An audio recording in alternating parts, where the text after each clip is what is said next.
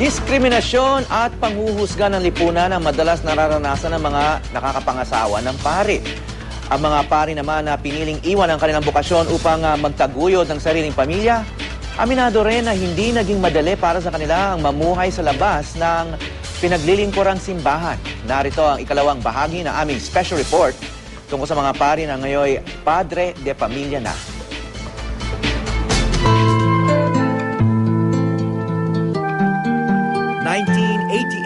Isang taon matapos magdesisyon si Mirna na iwan ang buhay sa kumbento, muli sila nagkita ng nooy spiritual director niya, si Father Efren. Sa hindi inaasahang pagkakataon, sila ay nagkaibigan. At di kalaunan nagbunga ang kanilang pagmamahalan. Dahil pari pa noon si Efren, inako ni Mirna ang responsibilidad ng pagiging solong magulang sa loob ng 7 taon. Ang hirap kasi naging single parent ako. Dahil nasa sa akin ang lahat na sisi ng mga tao. Ang paglalait, lahat na. Tsaka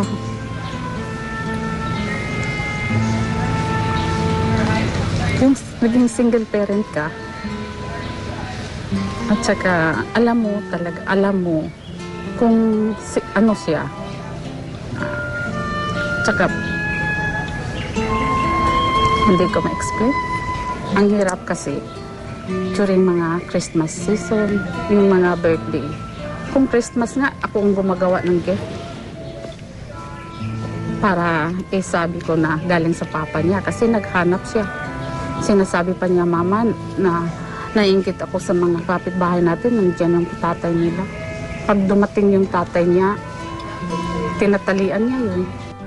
Ang kanilang anak na naging segment producer ng GMA News, aminadong naranasang mahusgahang habang siya'y lumalaki.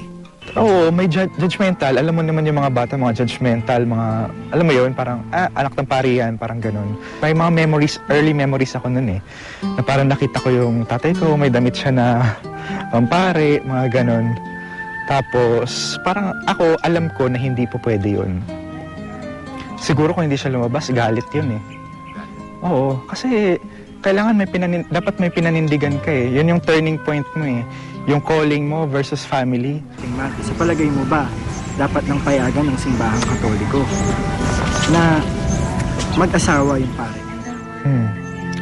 Siguro nagpapasalamat rin ako sa nanay ko na she raised me well, na intindihin yung sitwasyon, na huwag husgahan yung sariling sitwasyon. Kahit ikinasal na noong 1997 sa Huwes, hindi pa rin natapos ang kalbaryo ng pamilya.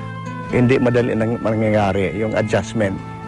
First, socially, but more difficult paglabas ko yung financially. Because I'm not prepared to go into a kind of a life that financially could be stable. It is a long process kasi yun . We are not trained to go into a kind of occupation that earns money. May struggles yan si mama . Mahirap . Kasi yung isa lang naman yung trabaho niya. I think she was part of social work. Tapos ako, nag-aaral ako sa private school pa, ganun. Tapos yung finances, nagbibigay din naman si Papa, pero iba pa rin na, alam mo yun, pang araw-araw .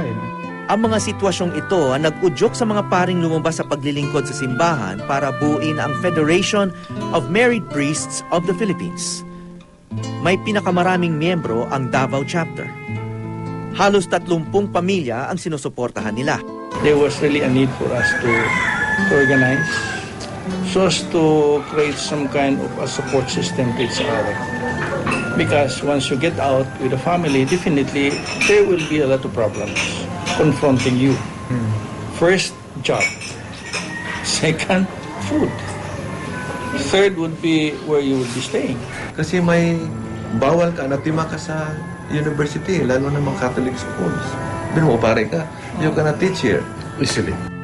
Kung ang mga paring umalis sa pagpapare, hirap sa pagtugon sa pangangailangan ng kanilang pamilya, ang kanilang asawa at anak naman karaniwang hinaharap ang diskriminasyon mula sa lipunan.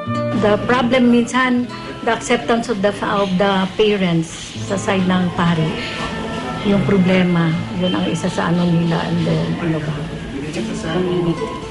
Yun nga, sa community, yung nila. And the usual comment is na-tempt nila ng mga babae, ng mga asawa, ang mga husbands nila, ng mga pari.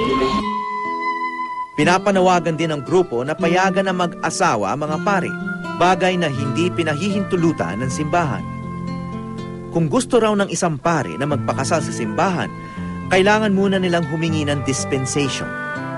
Sa pamamagitan nito, babawiin ang kapangyarihan ng isang pari na magdaos ng misa at manguna sa pagbibigay ng iba pang sakramento. There is a discipline in the church that has to be kept. There are doctrines that has to be preserved and really fight for.